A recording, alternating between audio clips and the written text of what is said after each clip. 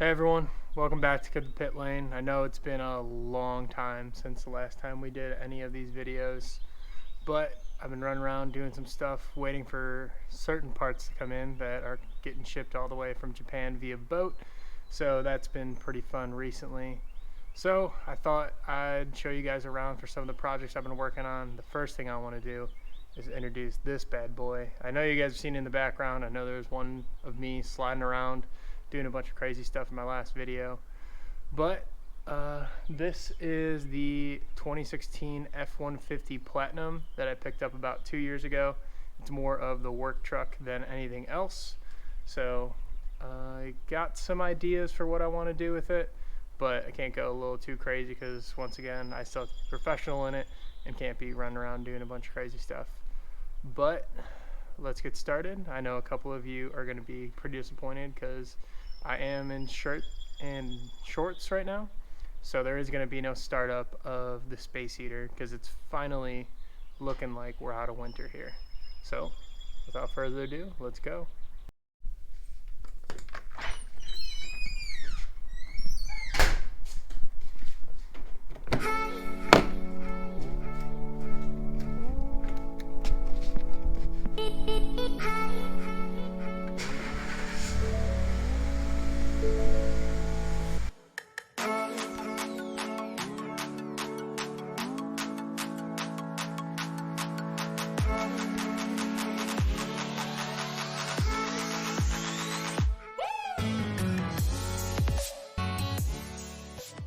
So for today, it's going to be using a new tool that came into the pit lane. It's this air compressor. I believe it's a Husky, and it's a gift from my late uncle, so I'm really grateful to be gifted this from him. It meant a lot to me, and having part of him with us moving along here on out is fantastic in my opinion. So we're going to use the air impact that came with the tool set.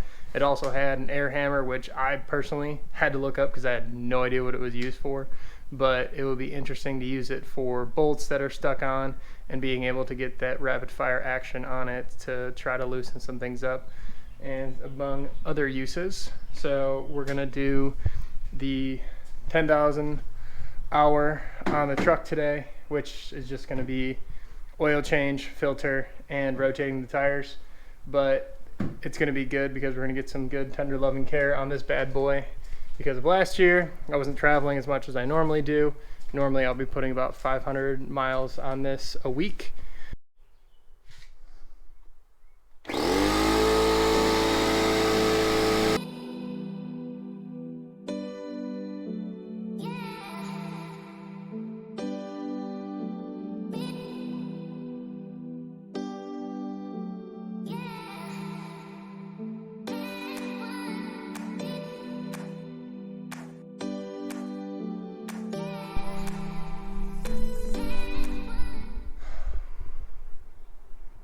So as you can see, this is real life. This isn't like a Hollywood movie. I tried out the electrical impact, tried the pneumatic, and then the sketchy way. But the problem is that is a 12 point and it keeps trying to strip the lug nuts, while this is a half connection on the end of this new socket that we got. But we don't have an adapter or a ratchet to fit it for the sketchy way. I think we got to go to the store. And way before we get ahead of ourselves, it's a good idea when you're rotating your tires to double check the size on the front and on the back, which I already verified right here. They're the same size. You don't want to switch them if you have a staggered setup, because then you're going to be running thick boys in the front when they're supposed to be in the back. But confirm that, and got to figure out another way to get this job done. Alright, so we just got back from the auto parts store. I found this little guy, which is a pretty cool adapter, which is something I've needed for a while. Has a 1/2 inch on this side and a 3/8 on this side. But then you can also push it back and forth. So now it's a half drive to a 3/8 adapter, and it goes back and forth. Couple bucks, just picked it up at the auto parts store, but on top of being the adapter that I've needed for a while, I now have a decent fidgeter for the garage if I don't drop it constantly. So let's get it on the sketchy setup and let's see if this works. New part goes on like such. It's on, then we take the impact safety ratchet, and now we just have a huge extension. And that's tighty. So that's tight. That's loose. Fingers crossed.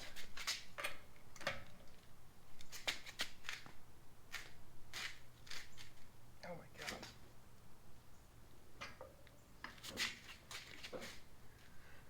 We're in business. That took way too long. Alright, let me get you guys set up so I can just knock out the rest of them.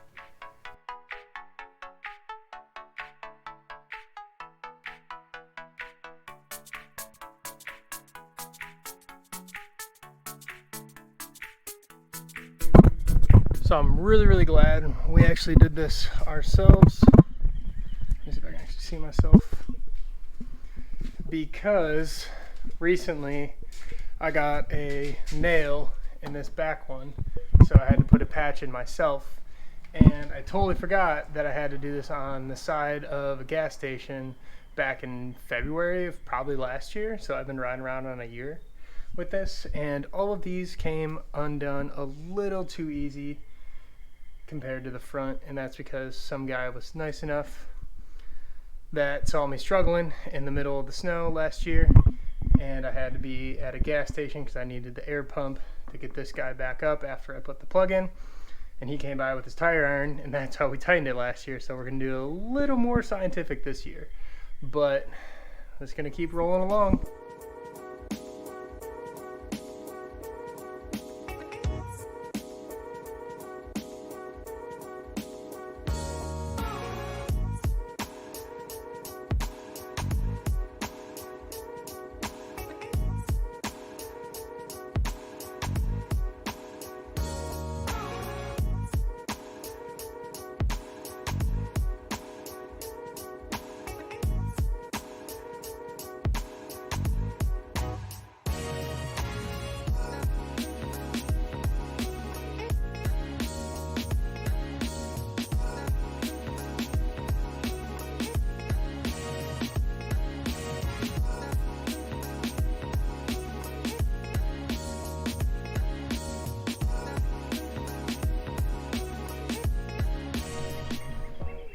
Alright, got the first side done, and thank God these are on studs instead of bolts. If you know, you know. The only other thing that I thought was slightly comical is when I was doing the front, I had my extra 12-point 20mm socket just sitting here, and I absolutely freaked myself out because it looked like a stud. And I was like, there's no way. There's 6 there, and I can see them all on there. I was like, how did that happen? But outside of that, it was decently smooth. And the reason that we rotate them is because this is primarily a rear-wheel drive. So you can throw it into 4, but I don't do that unless there's a lot of snow or if I'm on like a dirt patch, which I feel like I'm getting a little bit shake and bake left and right. But primarily, power's going through the rear tires, which cuts down on the tread a little bit more, and you switch them about every time you do an oil change, 10,000 miles or so be it, to kind of distribute that tire wear so you can make them last a little bit longer. But that's my education of the day. Oh, yep. Don't worry about me. So I just got the lug nuts on, and then I looked up the torque spec, and of course, like everything in this garage, we don't have the proper tool for it. So I decided to go on to Amazon, ordered it. So it'll be here in 2 days. So I'm just going to take the Milwaukee Impact drill it in there as much as I can, and then whenever the torque wrench gets here, I'll correct it, and it's to 150 Newton meters for you guys that are following along, which I kind of hope no one is actually doing that because I don't really know what I'm doing. And I also had to take a sandwich break. I'm not a real mechanic, I know. You guys can keep typing away, calling me lazy, this, that, and the other, but I'm literally doing this in flip-flops, which I also don't recommend. But I only got 2 modes here. I got the moccasin for when it's cold outside, and then I got the flip-flops for when it's decent outside. And today it's decent. So let's get the other side taken care of, and then we can get to the oil, and then also checking all the other fluids. So now that we got the wheels done, I just wanted to go over a couple other things you should check when you're doing your 10,000 is just check your fluids. So you got the coolant in there, you got the washer fluid over here, and then you got the brakes fluid down here. You might need a buddy to fix that one and make sure that it's all leveled, but you just go in and make sure the car is nice and cool before you even think about taking this one off. Do it very safely because it is pressurized underneath and you'll blow your face off if you don't. So another thing you should check is just the air filter, which is just those two. And just take a nice little peek inside. Pop that bad boy off just to make sure the air filter looks clean still, which mine still does. So slap that back on real quick. It is just those 2 clips. Pop this back on. Pop that one, and you're good to go. So last, but certainly not least, is you got to change the oil for it. So first thing I did is I went up top, I removed the cap to make sure it can breathe, and then there will be the drain oil plug right in front of the sway bar. I don't know if you guys can see that. This guy right here. There is times where it will be a yellow nub. I guess I'm just one of the lucky ones that doesn't have the little plastic and I actually have a bolt itself. So I found it to be either a 5/8 or a 15 millimeter depending on your kit. Make sure you got your oil pan all ready to go and catch all this mess. And make sure you guys don't get all dirty. That's my job. Put that in there.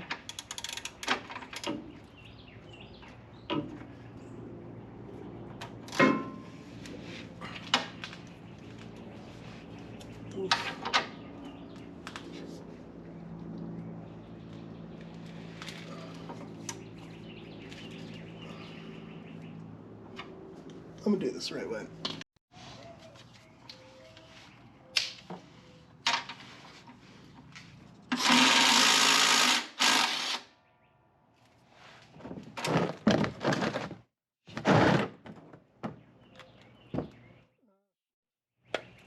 Great.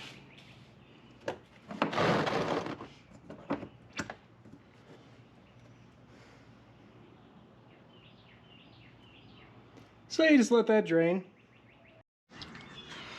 Okay, so the next thing we got to get is the oil filter, which is this white part right here. Got my new one. Just have your oil pan underneath so you don't look like me at the end of it, and try to catch as much as possible. It will also come out of this little vent if you have or a little cutaway if you have the FX4 package, so just be mindful of that. So I'll pop this off, get that all down, get it lowered, then we'll put the oil back in and it should be good as new. So then once we got the new filter on and it drained out, the oil cap that I already took off comes right there, and you can put your filter in, or funnel, I'm sorry. The engine takes 7.7 quarts, so I have some left over from last time, the W520, and I like the mobile one that I just pick up from Walmart for pretty cheap, and it works for me. So I'm just gonna fill it up. There's about 2 quarts left in this, and then I have another one sitting right there that I'll put in. Once I have those, I'll go and check the dipstick, which is over here. It's, I don't know if you guys can see it, but the little yellow guy, I can't, right there. You just pull it out, wipe it down, put it back in, check that it's in between the 2 lines that it will have, and that should be the end of the service.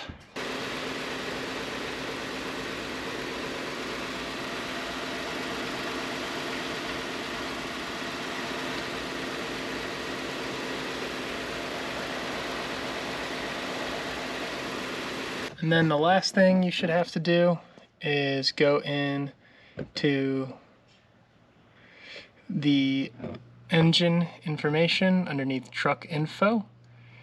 Click on that and then press OK and hold it for 3 seconds to reset it. And that should be the last thing you have to do. So thanks for hanging in there with me for that one.